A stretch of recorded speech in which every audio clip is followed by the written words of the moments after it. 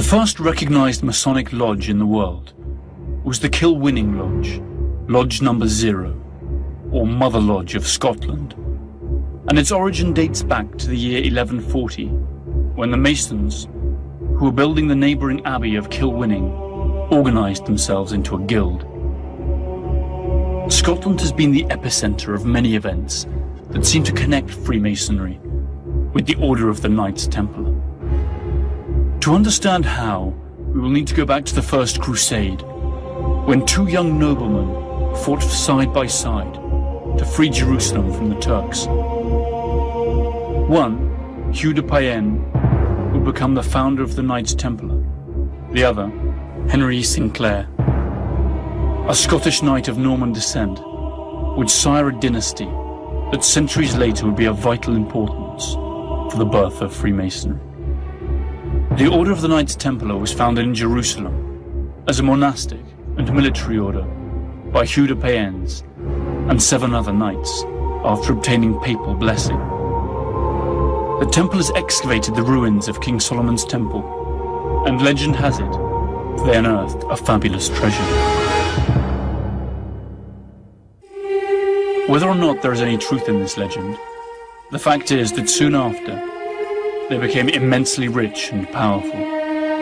Some speculate that they had recovered documents that demonstrated Jesus had left descendants, thus putting the Church of Rome on the rack, who, prompted by extortion or otherwise, granted the Templars enormous benefits.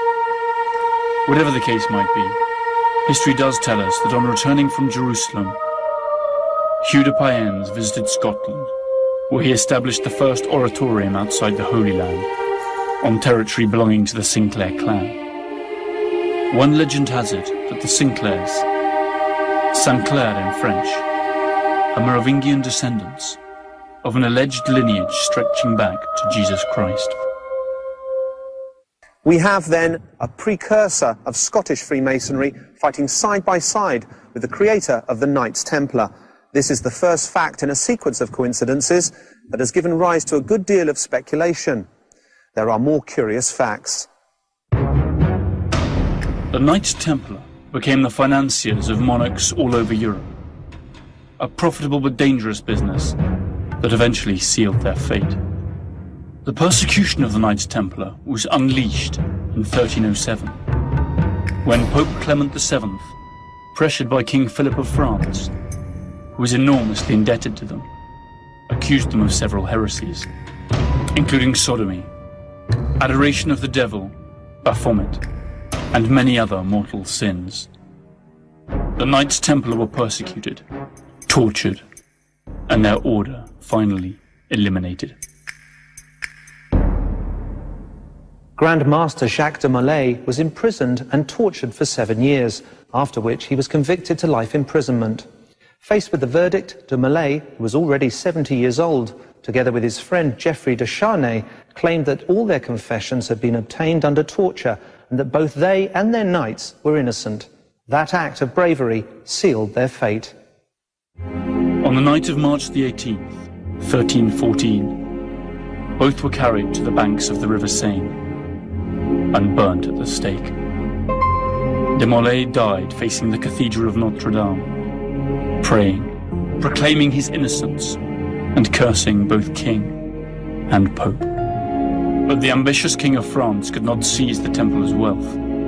The few knights that fled the massacre apparently carried their mythical treasure with them, and the rest was passed on to the Order of the Hospital, another religious group. One of the main havens for the surviving Knights Templar was remote Scotland, whose king, Robert the Bruce, had been excommunicated by the Pope. Scotland, the land of Henry Sinclair, fellow adventurer of the first Knight Templar.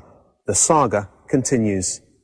In the mid-15th century, a descendant of Henry Sinclair, the Crusader, called William Sinclair, started construction of a chapel in Rosslyn, to the south of Edinburgh. This chapel, mentioned in the bestseller, The Da Vinci Code, was supposedly built to hide the treasure of the Knights Templar in its vault.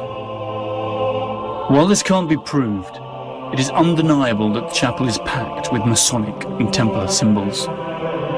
therefore constituting the first ever site where both Masons and Templars left their imprint.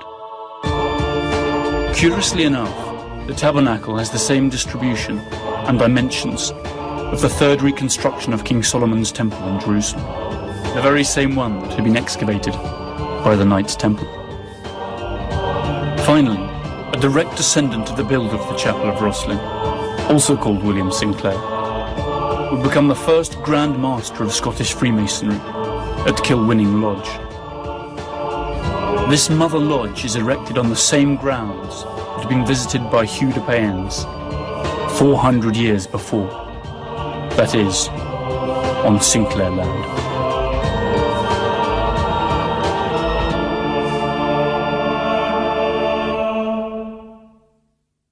How much truth is there in the theory that Freemasonry was born to preserve the secret of the Knights Templar?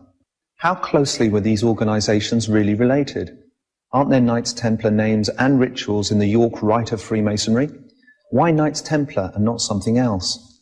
Let's recall the Mason initiation formula. Visit the interior parts of the earth. By rectification, thou shalt find the hidden stone.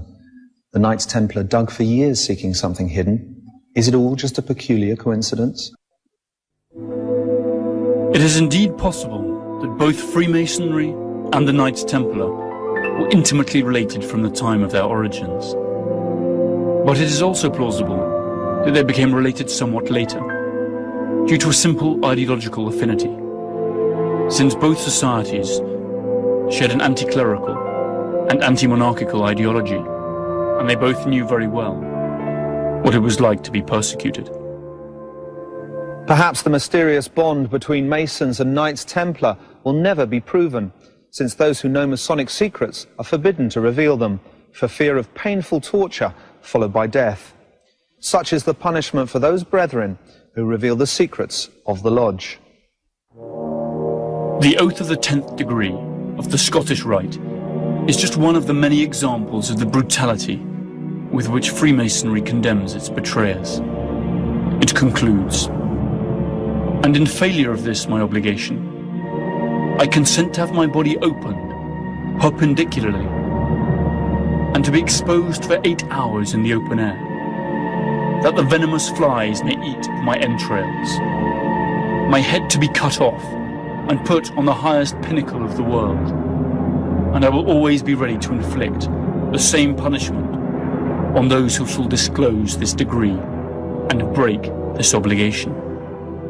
An oath that one would think twice about before breaking. In the 17th century, Freemasonry acquired such importance that it began to make powerful enemies. Its inner circles became tighter and tighter. Its power to influence society grew in proportion to its expansion.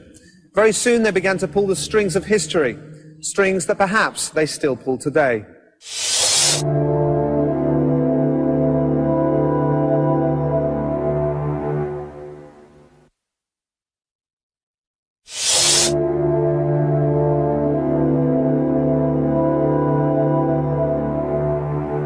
Anti-Catholic, libertarian, conspirational, all kinds of accusations have been laid at the door of Freemasonry. Their particular method of organization and their lexicon packed with mystifying words such as rite, orient, apprentice and master have surely contributed to their reputation. Freemasonry is an international organization that is subdivided into lodges or independent chapters without a global governing authority. In the hierarchy of Freemasonry, there are 3 degrees which are taken in sequence: Apprentice, Fellow of the Craft, and Master Mason. A lodge that confers all 3 degrees is called a Blue Lodge, or Great Lodge, which constitutes the foundation of Freemasonry. Then there are the so-called appendages, such as the York Rite and the Scottish Rite. To reach this hallowed level, one must have first achieved the 3rd degree, that of Master Freemason. The York and Scottish rites offer 10 and 33 degrees respectively, with their corresponding rituals and symbols. Another offshoot of Freemasonry is the Rosicrucian order, that does share a common origin, but also incorporates mystical elements, alchemy, and other philosophical principles that set it apart from what we understand by Freemasonry today. An understanding of the symbols of Freemasonry will surely help us shed some light on its true purpose and ambitions. If we look carefully enough, we will see their imprints in the most unlikely places, reminders that they have been there too, and still are. Freemason symbols convey ideas of spiritual growth, and many of them are inspired on those of the original Mason builders.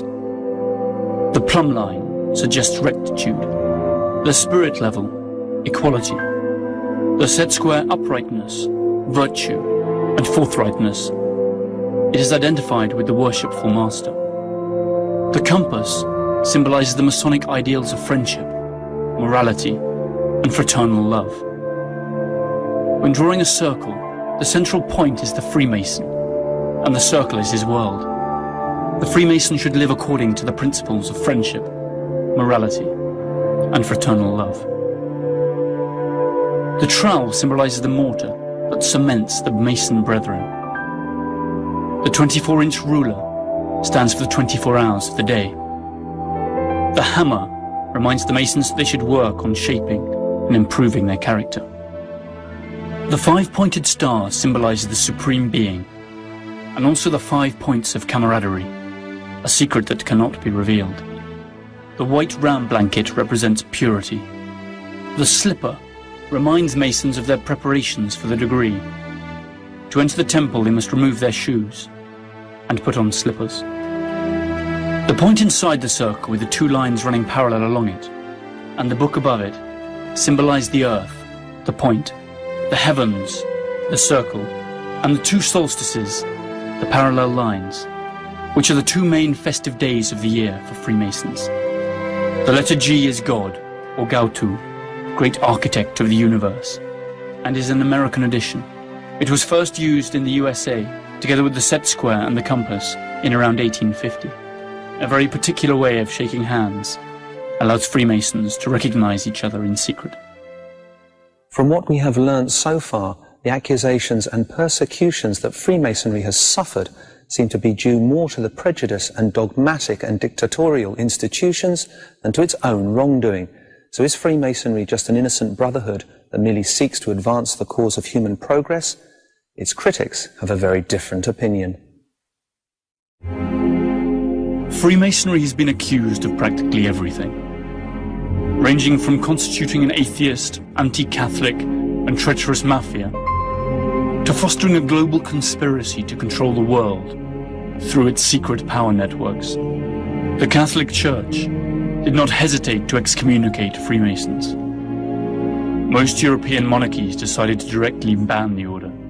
Between 1738 and 1890, the Vatican passed 17 papal bulls condemning Freemasonry and urging its proscription. This did not deter many Christian monarchs from joining their ranks, while others fought them openly. King James III of Scotland was the first monarch suspected of being a Freemason. The first European sovereign to officially support Freemasonry was the Holy Roman Emperor Francis I, founder of the Royal House of Austria, and curiously enough, a Catholic.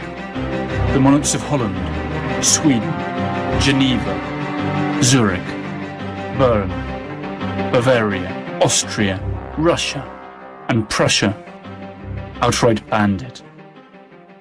One of the main accusations levied against Freemasonry is that it works through Machiavellian means, even when its ends might be altruistic, as if the end justifies the means. But isn't this the trite self-justification used by every power group? In what way is Freemasonry different from any other powerful organization? Some authors believe that prior to the French Revolution, the Duke of Orleans, himself Grand Orient of France, bought all the wheat that he could get his hands on, and either concealed it or sold it beyond the French borders, in order to provoke the famine that led to the French Revolution.